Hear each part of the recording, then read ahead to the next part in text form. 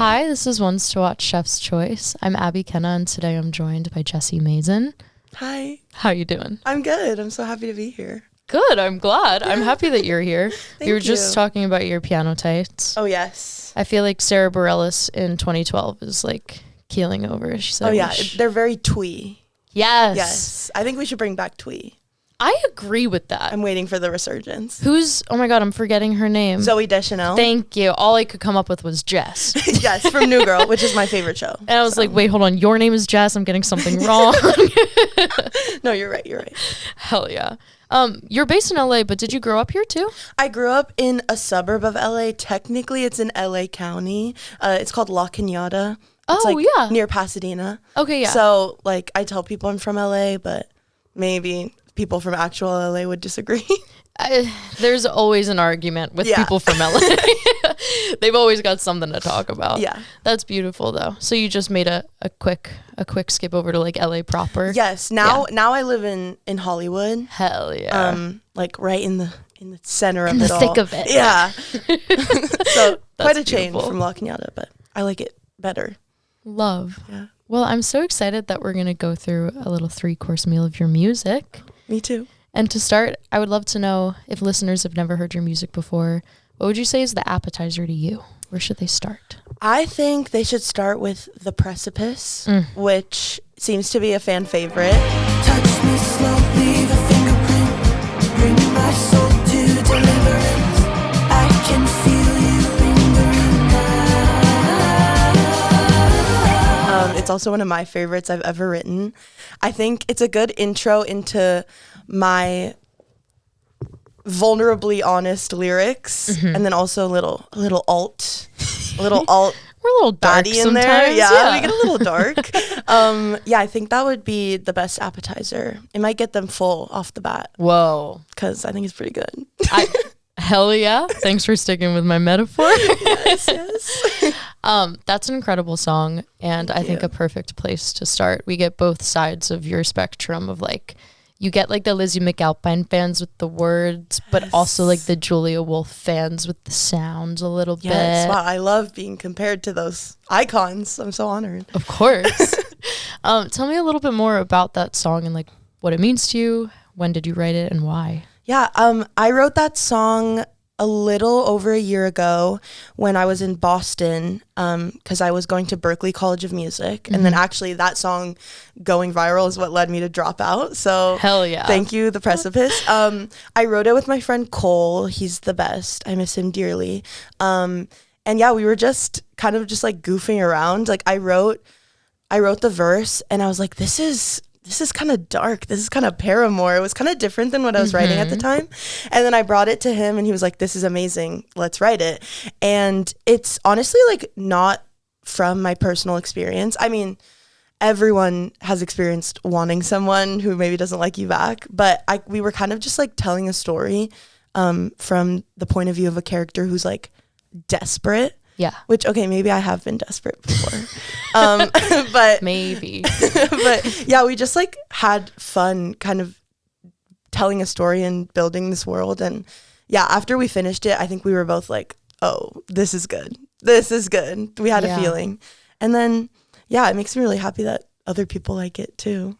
So it is kind of the catalyst for the sound that you've built. Yeah, I think it was definitely like when I went into recording the EP, I had a very clear vision for The Precipice, how I wanted it to sound.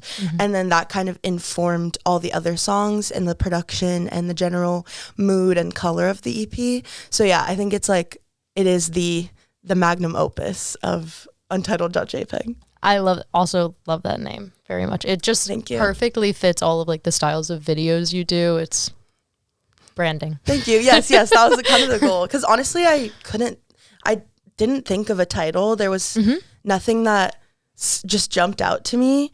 And I think Untitled just was the title. Yeah. I'm a believer that you should follow your heart. And my heart said it had no title. So here we are.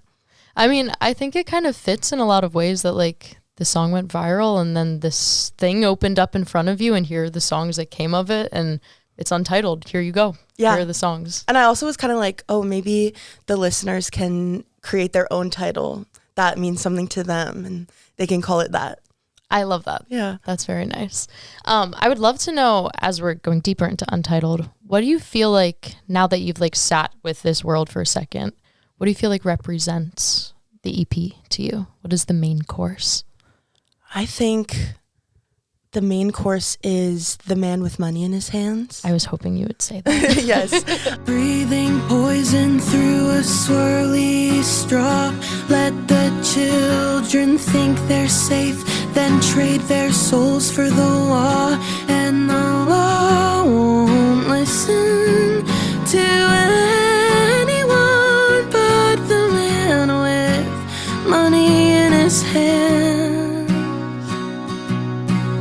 I think that song is a very poignant and I took a very strong position in that song. And I think that it really kind of describes me as a writer and also as a person and my beliefs. And I think it can be very polarizing, and then I think that's awesome. Yeah. So I think that's definitely like the meat and potatoes of it all.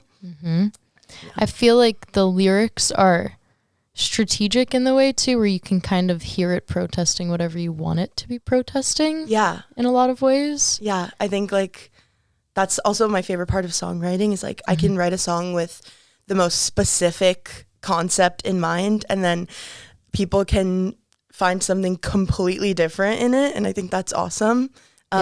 So yeah, the man with money in his hands can be whoever you want it to be. Yeah.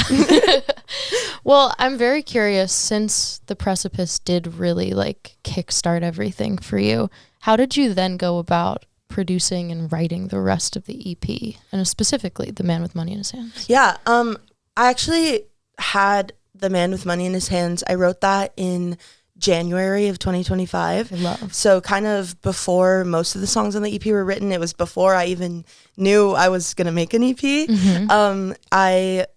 I wrote that one quite a while ago. And then also Alive, I actually wrote that song in 2023. Oh, cool. So yeah, I think Untitled has like a wide array of songs that I wrote at different points in my life. And I also think maybe that's why it's called Untitled, because they're all pulled from different places.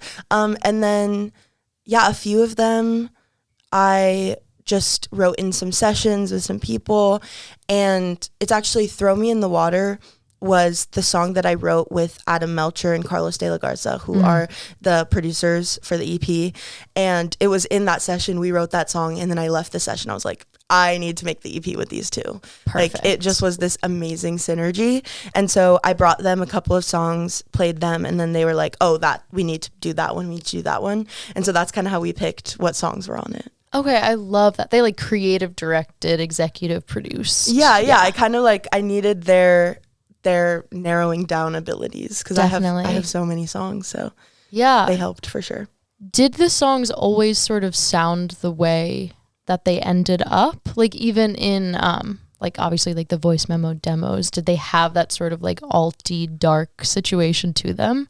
I mean, I write all my songs just me and the guitar. Yeah. So I think like if you just hear the voice memos, I think it's a super blank canvas. Like they could have gone in a lot of different ways. That's sick. But I think in that time of my life, I was listening to a lot of like 90s alt music, specifically like tons of Radiohead.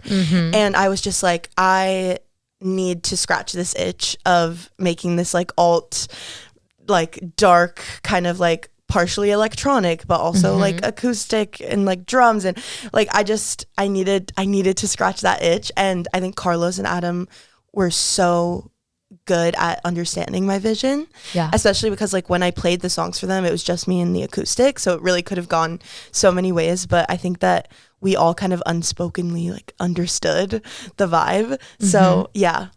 That's beautiful.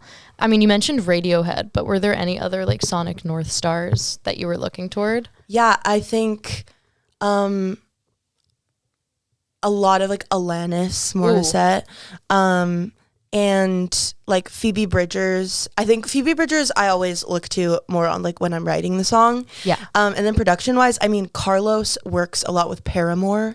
So he's Subtle like flex. the GOAT at alternative music. So honestly, I kind of just was trusting his vision and his expertise.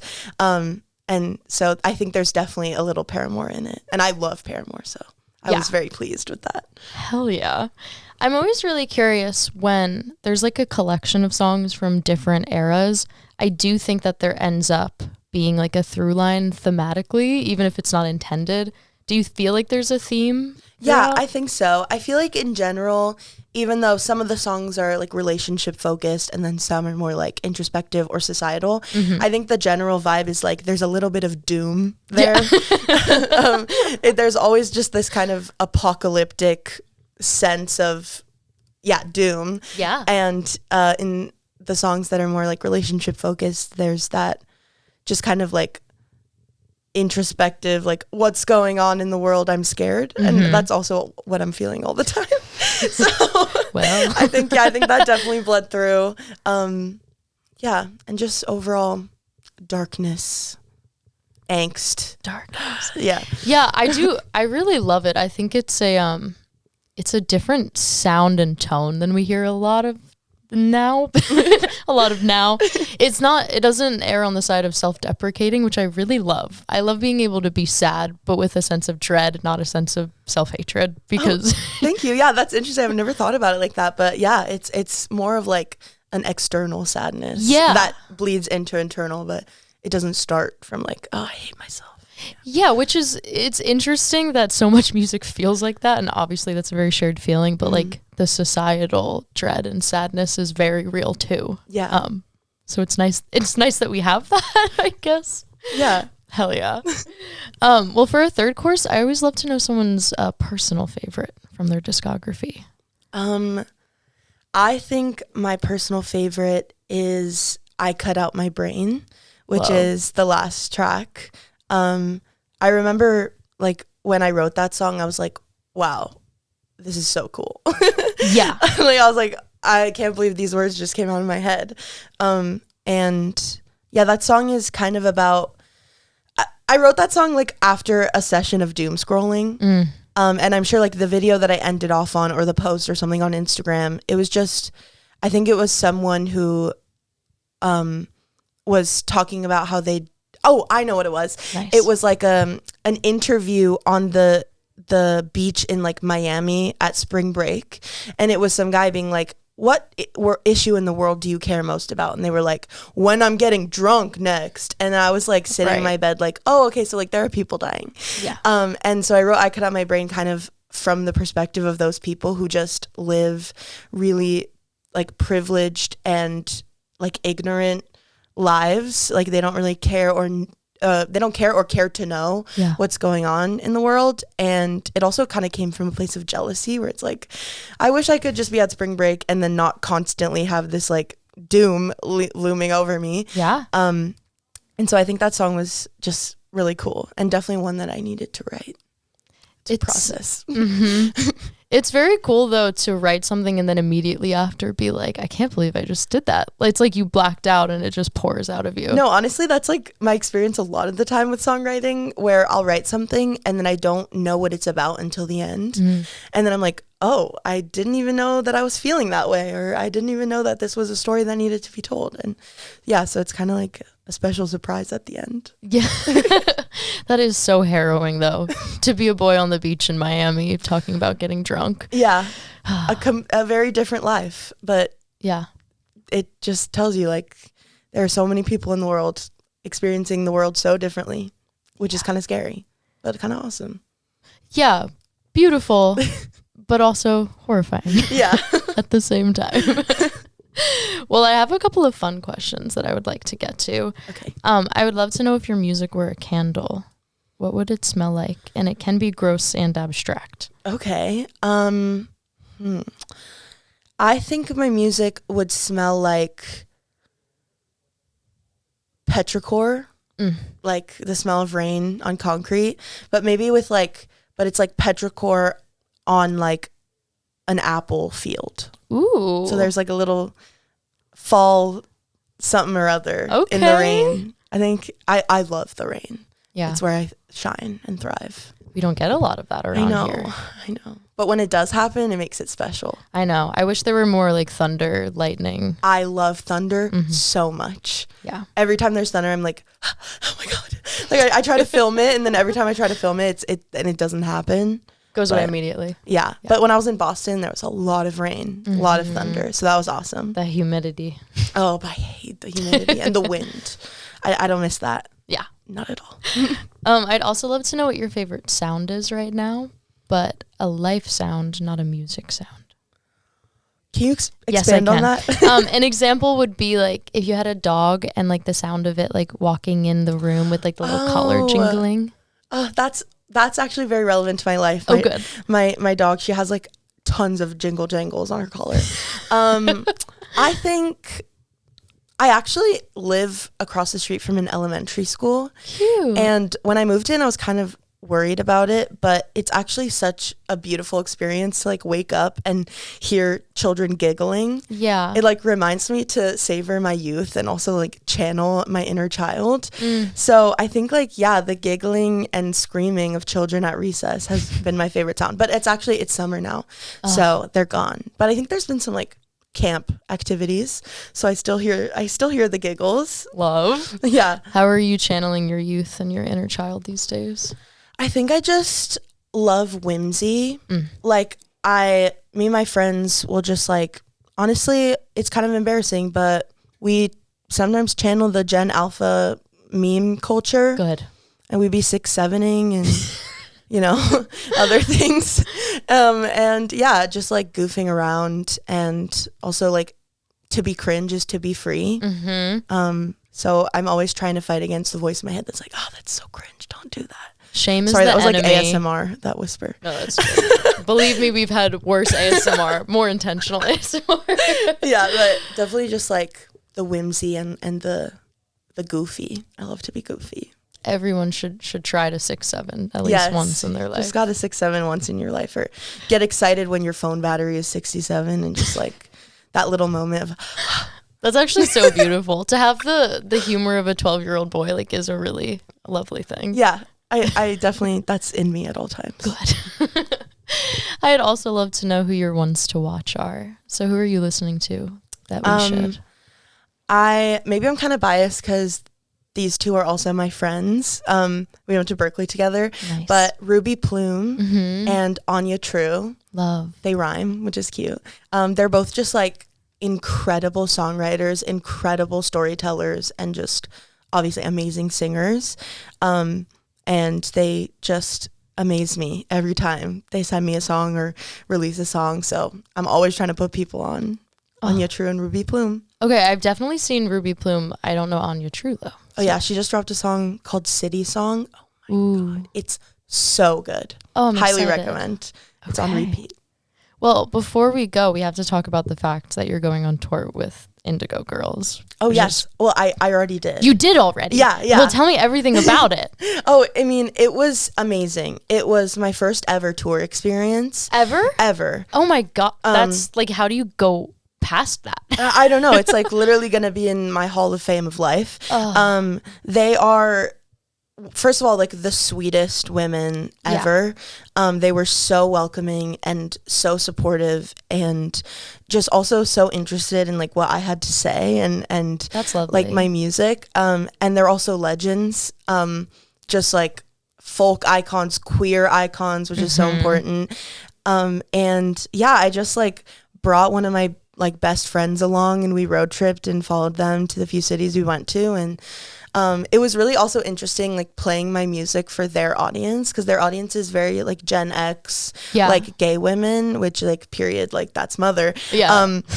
And so like it was interesting seeing like that demographic like witness my art, which was like I wasn't used to. Yeah. Because like normally I'm just like with more like young people, but it was just like awesome and such a like new way to experience my music through their eyes, and it was just so cool, and I'll forever be grateful to them for having me on. That's so lovely. And honestly, like a really good match too. Just like, yeah, I was honestly like surprised because Emily from the Indigo Girls, she DM'd me and was like, do you want to open for us? And I was like, yeah, I do. Thank you. I would love to. Thank you for knowing that. The fuck? Yeah. And like, just, I mean, I think that folk music is, even if it's not like generally like the music I make, folk music is like the base of all singer-songwriter and honestly all songwriting in general. I think even like pop, rock, any genre, like folk music is kind of the blueprint. So yeah, they're just amazing. And I learned so much from watching them play and just hearing how they interact with their fans and their band. Just legends, amazing. Yeah, that's so true though. Folk and even like country, Americana, it is really at the root of everything. Yeah. I also went to Berkeley, and I feel like every songwriting class was like, why are we're reading Bob Dylan lyrics again? Oh. And then at some point it clicked for me where I was like, oh, this is it. Yeah. All music led up to this, and then all music came from this. That's, the Bob Dylan lyrics in every single class. Every single class. But it makes sense. I know. I mean, not that he came up with it himself. I mean, well, his own lyrics he did, but not music. Yeah. Oh yeah, did you know that Bob Dylan actually invented music? Bob Dylan made music. Yeah, he invented it. It didn't exist before him. No. And on that note, thank you so much for being here. Thanks for having me. Once again, this is One Swatch Chef's Choice. I'm Abby, and this is Jessie Mazin. Listen to her music. Yeah, thanks. Yay. Perfect. Thank you. Oh, very soft.